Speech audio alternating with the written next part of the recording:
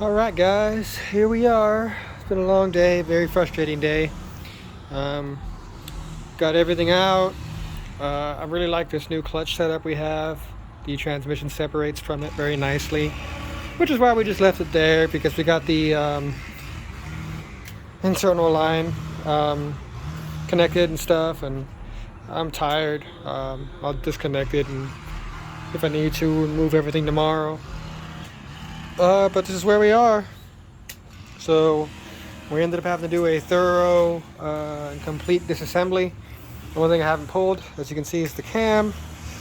But I'm thinking it's time to swap over to the 6.0, seeing as this is how far down we had to get. I could not get the crank to rotate at all. It was seized. And I'm talking like with only 3 out of the 8 pistons in there, it would not spin. I loosened all the mains, loosened and then I had to get creative to loosen the bolts on the front 2 pistons here, because they were towards the top, and finally I was able to crack it loose and spin it over. So the issue was we spun the shit out of bearing number 2, or piston number 2, and I'm pretty sure that it was due to one of the rods being out of round. Now, I noticed a little bit of a play, but I didn't think it was all that significant, and the car was running fabulously. I got a day and a half of just balls to the wall driving, and I guess I was pushing my luck, so here we are.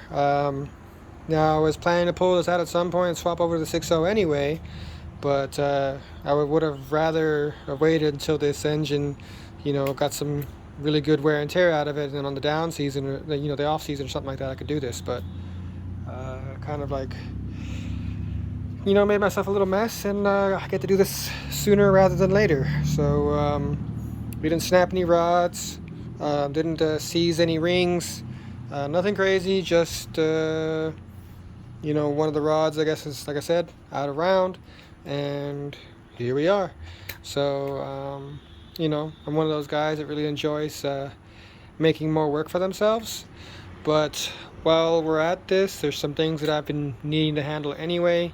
So we're going to go ahead and, like I was talking about earlier, reinforce this front subframe and get some more chassis rigidity all the way around where we're at it, because when we're driving around, I hear loud popping from right up in this area. I also noticed that on the rear subframe that I've always had issues with the diff bolts backing out. They're used as part of the mounting system for the rear diff. It's a custom subframe anyway, but I need to figure out a better solution, because they keep backing out, and right now it's just flopping around and they're pretty willy-nilly, and I can see on the tunnel where the drive shaft is popping up and hitting the tunnel, because the diff is nosing up under power because the bolts keep backing out of the rear mount. So everything else seemed to be really sturdy. I'm not finding any floppiness or weird stuff going on, which is great. I need to do a item by item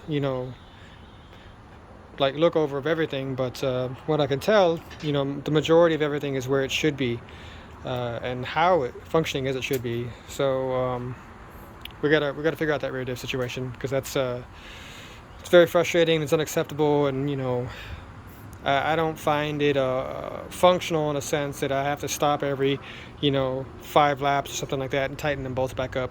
That's not good. We're gonna have to figure that out. So those 2 big numbers there that we need to figure out, the brakes, we need to figure that out. I'll need some help with that one though. And then I'm going to take the crank on this one to my machinist and see what he can do, see if it's more, if it makes more sense to have him grind it down and get an oversized bearing, or to just say dumpster that and then go get a brand new 5.3 crank. Yeah, I don't know. We're gonna have to figure it out. But yeah, I'm tired. I'm stuttering. Bugs are starting to come out, and I think I'm just gonna have me a beer and a shower and call it a day. Thanks for checking in.